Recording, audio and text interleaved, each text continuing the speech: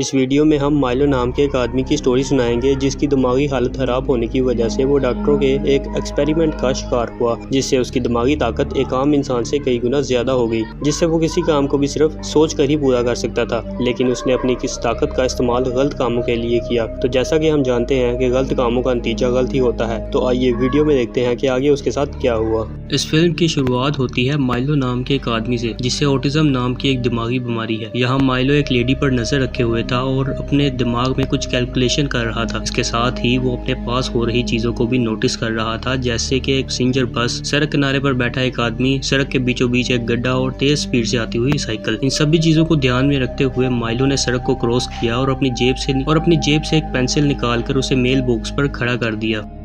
अब माइलो के ऐसा करने से वहाँ पर एक चेन रिएक्शन की शुरुआत हो गई और जब एक गाड़ी उस गड्ढे से गुजरी तो पानी की छींटों की वजह से वो पेंसिल जमीन पर गिर गई। अब पेंसिल को जमीन पर गिरा देखकर सड़क के किनारे बैठा वो आदमी इसे उठाने आया और अगले ही पल वो साइकिल वाले से टकरा गया और यहाँ पर एक छोटा सा एक्सीडेंट हो गया। अब इस हादसे के चलते बस में मौजूद ड्राइवर का ध्यान भटक गया। उसने ये नहीं देखा कि सिग्नल की लाइट रेड हो गई है। इस लापरवाही की वजह से बस ने एक लेडी को टक्कर मार दी जिस पर माइलो नजर रखे हुए था और इस तरह माइलो ने अपनी कैलकुलेशन के दम पर एक खून कर दिया और इसे बड़ी चालाकी से एक हादसा बना दिया। अगले ही सीन में हम ओलिविया नाम की एक लड़की को देखते हैं जो FBI के फ्रिंज डिपार्टमेंट में काम करती है। आज ओलिविया काफी दिनों बाद काम पर लौटी है क्योंकि पिछले मिशन के दौरान इसके सर पर चोट आ गई थी, इसलिए उसे लंबी छुट्टियों पर भेजा गया था। और अब जब ओलिविया हेडक्वार्टर पहुंची तो चार्ली नाम के एक दूसरे ऑफिसर ने उसका वेलकम किया। चार्ली इन सभी का हेड है और इस पूरे डिपार्टमेंट का सुपरवाइजर भी है। इसके बाद हम FBI के चीफ बिशप को देखते हैं जो अपने ही ऑफिस में किसी से बात कर रहा था। अब यहाँ पर इस बात का खुलासा होता है कि ओलिविया एक असली इंसान नहीं है बल्कि एक क्लोन है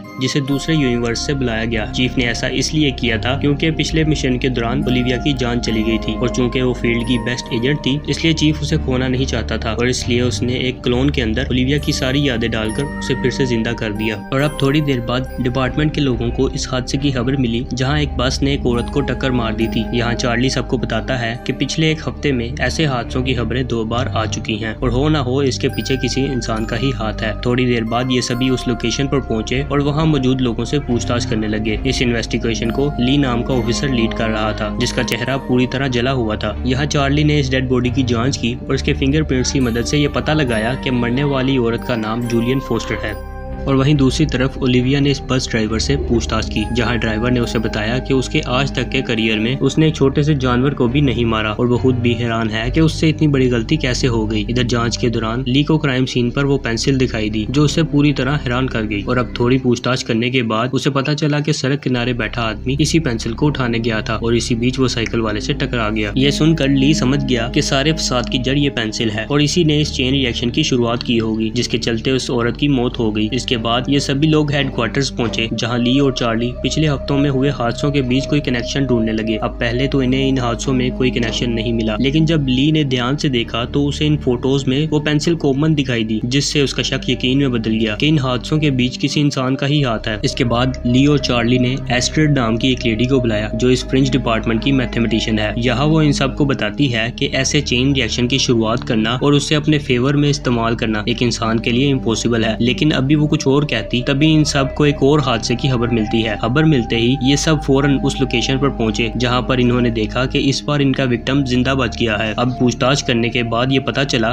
कि छोटा सा कुत्ता बस के सामने आ गया था जिससे ये बस आउट ऑफ कंट्रोल हो गई। अब इस पूछताछ के दौरान ओलिविया की नजर उस लुढ़कती हुई पेंसिल पर पड़ी और वो फौरन समझ गई कि ये चेन रिएक्शन अभी खत्म नहीं हुआ है। और अब जब ओलिविया ने आसपास नजरें दौड़ाई तो उसे ब्रिज पर खड़ा माइलो नजर आया। ओलिविया देखती है कि माइलो रोड के उस पार एक आदमी को देख रहा है जो हेडफोन लगाए रोड को क्रॉस करने की कोशिश कर रहा था, पर तभी सामने से आती हुई एम्बुलेंस ने उसे टक्कर मार दी। अब ये देखते ही ओलिविया ने अपनी टीम मेंबर को इसकी खबर दी और फौरन माइलो की तरफ भागी। और अब ओलिविया को अपनी तरफ आता देख माइलो ने अपने दिमाग में कुछ कैलकुलेशन की और पास पड़ी एक साइकिल को पुल से नीचे गिरा दिया और माइलो के ऐसा करते ही सामने से आ रही बस ने अपना रास्ता बदल लिया और सीधा इस ब्रिज की तरफ बढ़ने लगी जिस पर माइलो खड़ा था। इधर ओलिविया भी ब्रिज के ऊपर पहुंची और उसने माइलो के सर पर बंदूक तान दी, लेकिन अभी वो कुछ कर पाती इससे पहले ही माइलो ने ब्रिज से छलांग लगा दी थी और सीधा उस बस पर जा गिरा और जब तक ओलिविया कुछ समझ पाती तब तक माइलो उसकी गिरफ्त से निकल चुका था। इसके बाद माइलो अपने घर पहुंचा जहां उसकी बहन मैडी उसके लिए परेशान हो रही थी। यहाँ मैडी उससे कहती है कि पिछले कुछ दिनों से हमें हॉस्पिटल से कई खून आ चुके हैं और हमें जल्द से जल्द डॉक्टर से मिलने जाना होगा। लेकिन काफी समझाने के बाद भी माइलो हॉस्पिटल जाने के लिए तैयार नहीं हुआ और मैडी की बातों को नजरअंदाज करने लगा। यहाँ मैडी ने उसे सरेंडर करने के लिए कहा और उसे बताया कि वो जुर्म की दुनिया में कितना आगे निकल चुका है। हालांकि माइलो को इन बातों से कोई फर्क नहीं पड़ा और वो अपने किए गए कामों को जस्टिफाई करने लगा। लेकिन अभी वो कुछ और कहता इससे पहले ही मैडी ने उसे प्लास्टिक का घोड़ा दिखा दिया जो उसे उसकी माँ ने दिया था और ये घोड़ा देखकर माइलो काफी अनकंफर्टेबल हो गया और उसे अपनी मॉम की याद आने लगी जो भी इस दुनिया में नहीं है। इसके बाद हम एजेंट ली को देखते हैं जिसे रेगुलर स्किन चेकअप के लिए हॉस्पिटल लाया गया था। अब चैम्बर में जाने से पहले ली ओलिविया से कहता है कि तुम इन तीनों लोगों के दरमियान कोई कनेक्शन ढूंढने की कोशिश करो जो इन हादसों में मारे गए हैं। अब इन बातों को ध्यान में रखते हुए ओलिविया अपने हेडक्वार्टर्स पहुंची और इन तीनों लोगों के दरमियान कोई कनेक्शन ढूंढने की कोशिश करने लगी। अब थोड़ी जांच करने के बाद ओलिविया को पता चला कि ये तीनों लोग एक ही अस्पताल में काम करते थे। इसके बाद ओलिविया ने ये जानकारी चार्ली को दी जिसके बाद ये दोनों इसी अस्पताल में पहुंच गए जहां ये तीनों काम करते थे। यहाँ ओलिविया की नजर कुछ मरीजों पर पड़ी जो सेम टू सेम वही पेंसिल इस्तेमाल कर रहे थे। थोड़ी देर बाद ये दोनों डॉक्टर लेविन से मिले और इन्हें इन तीनों लोगों की तस्वीर दिखाई। डॉक्टर लेविन ने इन तीनों की पहचान की और ओलिविया को बताया कि ये तीनों लोग इसी अस्पताल में काम करते थे और एक खास एक्सपेरिमेंट का हिस्सा थे। इस एक्सपेरिमेंट के तहत हम दिमागी रूप से बीमार लोगों का इलाज करते हैं और एक खास दवाई के जरिए उनकी मेंटल आईक्यू को बढ़ा देते हैं और फिर इस प्रोसेस को रिवर्स करके इनकी मेंटल आईक्यू को नॉर्मल कर देते हैं। और इसके बाद डॉक्टर ने उन्हें कुछ पेशेंट्स की तस्वीरें दिखाई जिसमें ओलिविया ने माइलो को नोटिस किया। अब डॉक्टर ने उन्हें बताया कि माइलो भी उनका एक पेशेंट है और उनके इस एक्सपेरिमेंट का हिस्सा है। एक्सपेरिमेंट के बाद माइलो को उसकी बहन की निगरानी में घर भेजा गया और एक हफ्ते बाद दोबारा हॉस्पिटल आने को कहा ताकि एक्सपेरिमेंट को रिवर्स करके इसकी दिमागी हालत को नॉर्मल किया जा सके। और जब एक हफ्ते बाद हॉस्पिटल स्टाफ ने उसे फोन करके उसे हॉस्पिटल आने को कहा तो उसने साफ इनकार कर दिया और अपना फोन स्विच ऑफ कर लिया। अब माइलो की बहन का पता चलते ही ओलिविया और चार्ली ने उससे मिलने का फैसला कर लिया। अब ये दोनों हॉस्पिटल से बाहर आ गए लेकिन ये इस बात से अनजान थे कि माइलो इन पर नजर रखे हुए था और इनकी हर मूवमेंट को एनालाइज करके इनके अगले मूव्स को जानने की कोशिश कर रहा था। और अब थोड़ी देर बाद ओलिविया और चार्ली माइलो के घर पहुंचे जहां इनकी मुलाकात मैडी से हुई।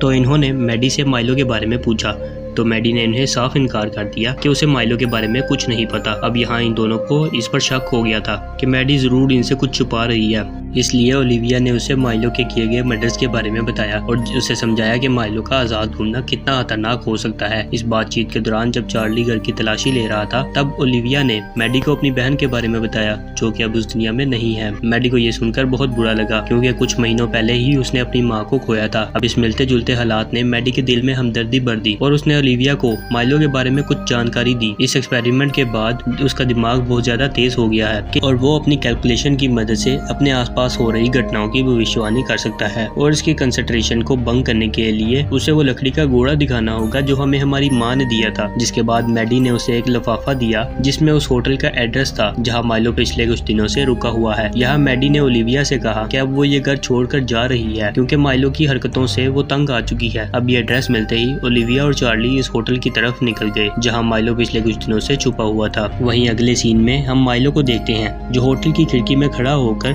कुछ कैलकुलेशन कर रहा है। वो अपने सामने मौजूद कंस्ट्रक्शन एरिया को देख रहा था जहां लो ऑक्सीजन लेवल का बोर्ड लगा हुआ था। दरअसल इस कंस्ट्रक्शन एरिया में धूल मिट्टी बहुत ज्यादा थी और यहाँ सांस लेने के लिए ऑक्सीजन पंप की जरूरत पड़ती थी। अब माइलो ने अपनी कैलकुलेशन के जरिए ओलिविया को जान से मारने का प्लान बनाया। माइलो का प्लान ये था कि वो ओलिविया को कंस्ट्रक्शन एरिया तक लाएगा और जब वो ऑक्सीजन ब्रेक लेगी तब वो सीमेंट की ब्लॉक को उस पर गिराकर उसे जान से मार देगा। अब माइलो के हिसाब से ओलिविया और चार्ली इस होटल तक पहुंचे जहां ओलिविया की नजर माइलो पर पड़ी जो सड़क के उस पार खड़ा होकर इनका इंतजार कर रहा था। अब ओलिविया को देखते ही माइलो इस कंस्ट्रक्शन एरिया की तरफ भागा और ये देखकर ओलिविया भी इसका पीछा करने लगी। और ओलिविया चूंकि एक क्लोन थी और दूसरे यूनिवर्स से आई थी और वो इस लो ऑक्सीजन लेवल के साइन बोर्ड को समझ नहीं पाई और सीधा ही इस कंस्ट्रक्शन एरिया में चली गई। और अब ओलिविया के ऐसा करते ही माइलो की सारी कैलकुलेशन गलत हो गई और जिन ब्लॉक्स के नीचे दबाकर वो ओलिविया को मारना चाहता था ओलिविया उनसे भी बच निकली और अपनी कैलकुलेशन को नाकाम होता देखकर वो हैरान हो गया और आखिरकार ओलिविया के हाथों पकड़ा गया और पर ठीक तरह से ऑक्सीजन ना मिलने की वजह से उसे सांस लेने में तकलीफ होने लगी और वो सीधा जमीन पर गिर गई। ये देखकर माइलो ने भागने की कोशिश की लेकिन लास्ट मूवमेंट पर चार्ली वहाँ पर आ गया। उसने माइलो के सर पर बंदूक तान दी और ओलिविया को ऑक्सीजन पंप देकर उसकी जान बचा ली। और सारी भागदौड़ के बाद चार्ली ने उससे पूछा पूछा कि तुम बगैर ऑक्सीजन पंप लिए उस एरिया में क्यों चली गई, जिस पर ओलिविया ने जवाब दिया कि माइलो को पकड़ने की जल्दी में उसका ध्यान साइन बोर्ड पर गया ही नहीं, बल्कि सच तो ये था कि ओलिविया उस साइन बोर्ड को देखकर भी समझ नहीं पाई क्योंकि ये साइन बोर्ड उसके लिए नया है। अब आखिरी सीन में हम माइलो को देखते हैं जो कि एक आइसोलेटेड चैम्बर के अंदर बंद था और एक सुपर कंप्यूटर से बातें कर रहा था। डॉक्टर्स ने उन्हें बताया कि माइलो का दिमाग इतना एडवांस हो चुका है कि इसकी सोच को समझ पाना किसी इंसान के बस की बात नहीं। अब ये जानकर मैडी को काफी दुख हुआ क्योंकि वो चाहकर भी अपने भाई की मदद नहीं कर सकती थी। अब जाने से पहले वो आखिरी बार माइलो से मिलने आई और उसके सामने वो घोड़ा रखकर वहाँ से चली गई। उम्मीद है आपको वीडियो अच्छी लगी होगी। अगर वीडियो अच्छी लगे तो वीडियो को लाइक कर दें और चैनल को सब्सक्राइब कर दें। मिलते हैं अगली वीडियो में।